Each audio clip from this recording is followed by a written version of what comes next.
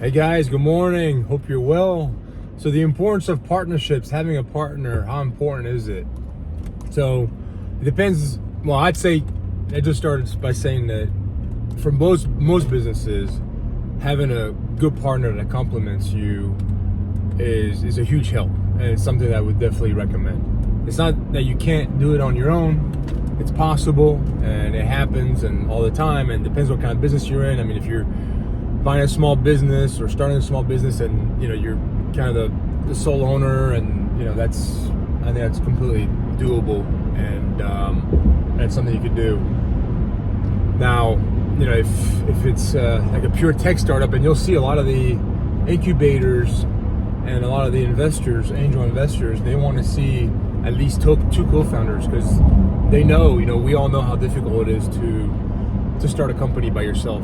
And nobody, I'd say very few people have all the skill set. Even when you have all the skill set, it's good to have somebody to shoulder the battles with and have a sounding board. And so that's why they like to see at least two co-founders together to be open for funding or join an incubator like Y Combinator and Techstars. A lot of these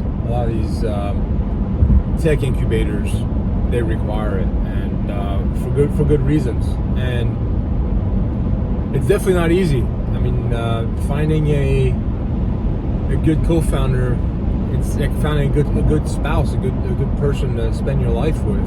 Now, obviously, partnerships don't always last your whole lifetime, and they come and go. And I've had both over my 25 years of being an entrepreneur. I've had wonderful partnerships, and I've had not so wonderful partnerships. And I think it comes down to, just like, again, picking your spouse, you gotta be complementary skills and personalities. If you're too similar in the sense that you both have, let's just say two type A people, generally that's not very good, right? You have an extrovert and introvert together tends to be a better fit. And for me in the past, I mean, a couple of stories I can share with you.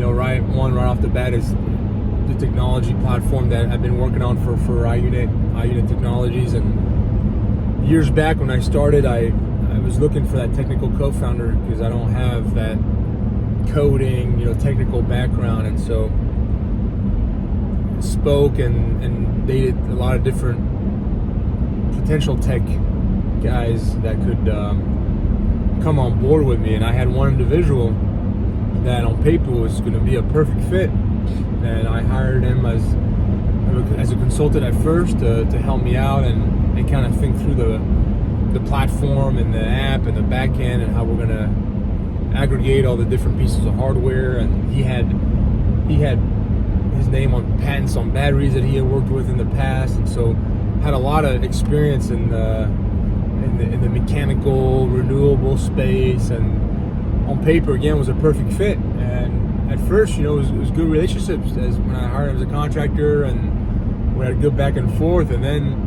as we were starting to get some interest for the platform from other developers and other operators, we started to talk to him about having him come on as the interim CTO and kind of talk through some potential vesting schedules. And what I mean by vesting schedule, for those who don't know what that means, is basically as they come on board, the longer they stay, the more ownership in the company they can have, and usually there's a vesting period that it can range 5 years, 2 to 5 to 10 years, in different increments on how they can secure that ownership. But anyways, we started to have these conversations, and we were just a startup, pure startup, and things started to go a little sideways where when we'd have conversations about having first customers, and I would tell him, hey, those first customers, we're going to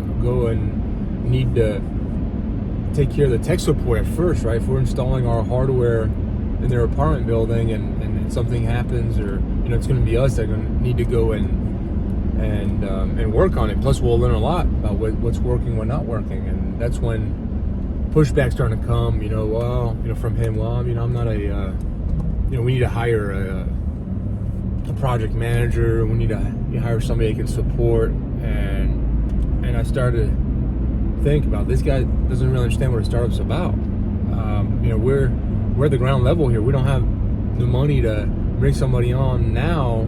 I'm happy to do that until once we have a couple customers. But right now, it's us, and really that's what we want. We want to learn and see what's working and not working, and so that became kind of, I could see that he was interested in doing the CTO job, but didn't want to get his hands too dirty initially of being a tech support. And when you're a startup entrepreneur, co-founders, you're doing all the job descriptions from sales, programming, janitorial in the office, picking up trash, customer service. I mean, you're doing all, right? And that's why it helps to have a co-founder like that guy I was talking. I'm talking about, that had the technical side that could take care of that customer tech support. And I could handle the other side of the sales and customer support on the sales side. But so, anyways, those were red flags, and then he wanted to make sure that he had enough vacation days a year. I mean, it sounded more like he wanted to be an employee than a co-founder, and I got cold feet, and my gut feeling is that this is not going to work out. I mean, if he's giving me pushback now, and he doesn't want to really dig in the trenches with me on the daily activities of the startup, it just I can't make him a co-founder and a CTO. So, and that was unfortunate because we had worked for a good year before it led up to that part. So that's an example of, this was after me really networking and talking to potential tech tech developers that could play that role. And so I had spent a good bit of time just finding this guy and then bring him on as a consultant, paying him as a consultant. So it was a long kind of journey to get there. And so I get it, it's not easy, and but I would highly encourage you to find somebody that complements your skill set, and because it can make or break the startup.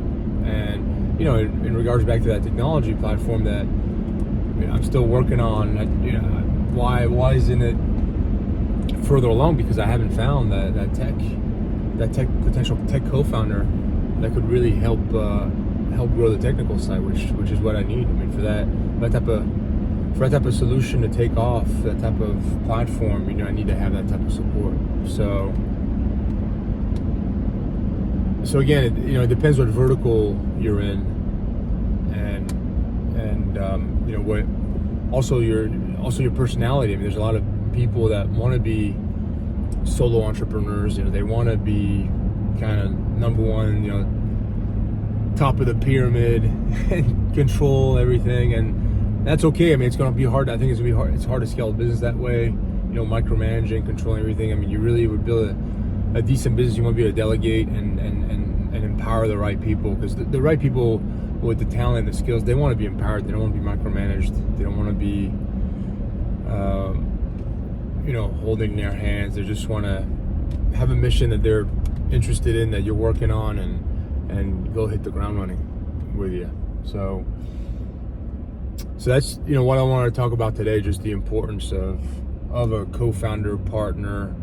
And I'll do other videos about it. I can have other stories that I've had, some in real estate as well, that I can share. But at least today I thought I'd share my iUnit Technology kind of story to kind of paint a situation of where you can work real hard and feel like you have somebody and you have a solution, right?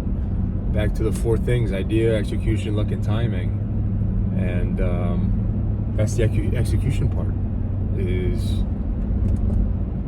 you need to have the right co-founder, and without that, it's going to be hard to execute, which has been the case with this technology platform. So look forward to your comments, like and subscribe, and hope you guys have a good one. See ya.